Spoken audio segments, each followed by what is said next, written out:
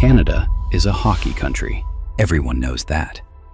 The maple leafs, the rinks, the frozen ponds. The sport that is practically written into the national identity. Except the kids didn't get the memo. 62% of Canadian youth now play soccer more than any other sport. Not hockey, not basketball, not lacrosse. Soccer.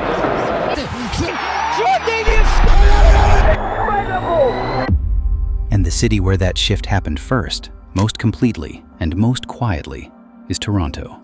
Not because of a government strategy, not because of a marketing campaign, not because anyone planned it. Because of immigration. Because of parks. Because of community centers. Because of families who arrived from somewhere else and brought the only sport that cost nothing and needed no ice. This is the story of how Toronto became one of the great soccer cities in the world, and why almost nobody noticed until the World Cup showed up at the door.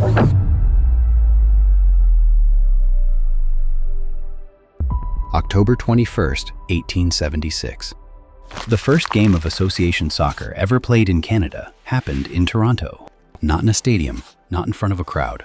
On Parliament Street, between a cricket club and a lacrosse club, under rules formed in London 13 years earlier.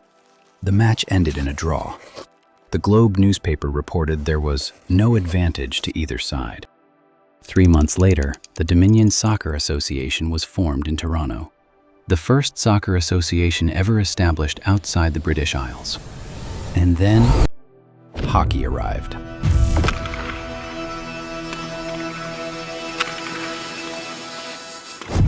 And for the next several decades, if you wanted to be taken seriously as an athlete in Toronto, you laced up skates. Soccer did not disappear, it just went underground. Into the immigrant communities, into the ethnic clubs, into the parks and the school fields and the community centers that the mainstream sports world never thought to look at. And there, quietly, it kept growing. After World War II, Toronto changed. Waves of European immigrants arrived. Italian, Portuguese, Croatian, Ukrainian, Scottish. They did not bring hockey sticks. They brought soccer. They built clubs, they formed leagues, they created entire communities around the sport.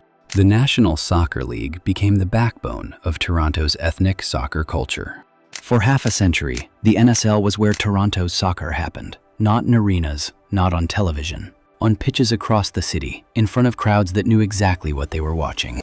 And then the next wave arrived. Caribbean families, South Asian families, East African families, each one bringing the sport with them.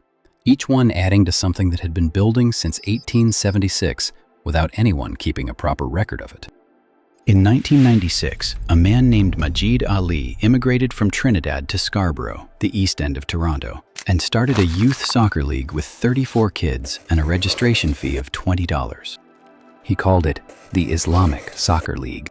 In the years that followed, refugees arrived from Somalia, from Kosovo, from Afghanistan, from Syria. Every wave of newcomers added to the league. Today it has 1,500 players and a wait list. That story, the 34 kids becoming 1,500, is not unique to Scarborough. It happened in Etobicoke, in North York, in Brampton, in Mississauga. Dozens of communities, dozens of leagues, all building the same thing. A soccer city in plain sight, while the rest of the country talked about hockey. 2007. Maple Leaf Sports and Entertainment paid $10 million for an MLS expansion franchise and built a $62 million stadium at Exhibition Place on the Toronto waterfront. They called it Toronto FC. They asked fans to vote on the name. Over 40% chose it because it sounded like a soccer club, not a franchise, not a brand, a club. And on opening day, something happened that nobody in North American soccer had ever quite seen before. The stadium was full.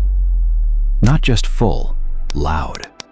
The kind of loud that takes years to build. Supporters groups showed up with flags and drums and choreographed displays and chants that sounded like they had been rehearsed for a decade. Because they had.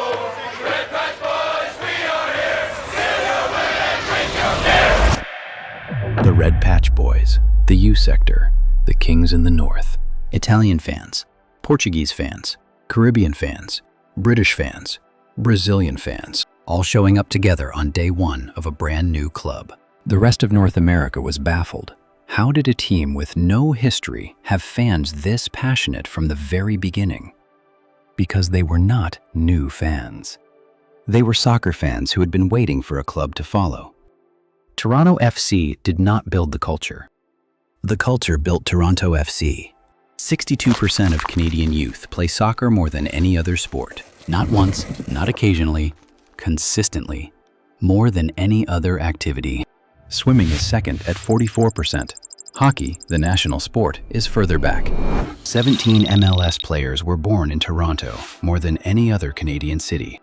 The Canada men's national team that qualified for the 2022 World Cup for the first time in 36 years was built almost entirely from players who grew up in communities like the ones in Scarborough and Etobicoke and Mississauga. Not from hockey families who switched sports.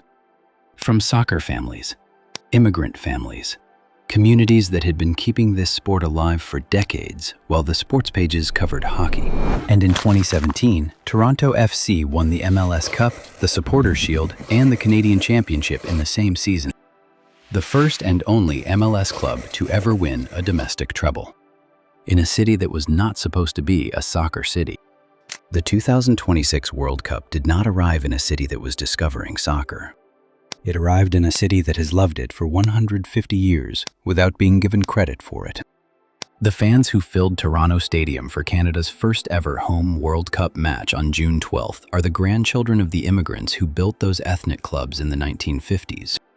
The children of the refugees who joined leagues like Majid Ali's in the 1990s. The players who grew up on the park pitches at Christie Pitts and Trinity Bellwoods and Cherry Beach and went on to play professionally. Over 200 languages are spoken in Toronto.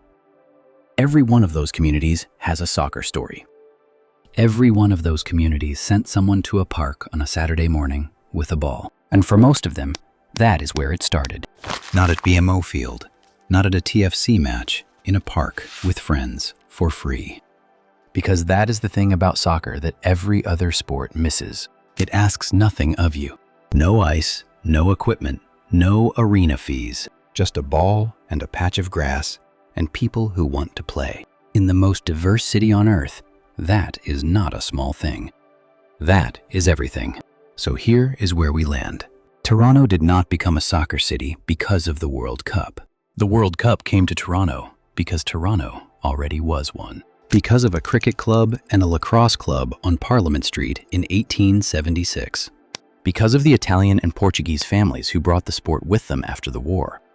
Because of Majid Ali and 34 kids in Scarborough and a $20 registration fee. Because of the fans who showed up at BMO Field on day one with flags and drums and the kind of noise that takes decades to build. The question was never whether Toronto was ready for the World Cup. The question was whether the World Cup was ready for Toronto. A city that has been doing this quietly, consistently, without recognition, for longer than most soccer nations have existed. The tournament is here. The culture was already here, long before it arrived. Which community, which park, which league introduced you to soccer? Drop it in the comments.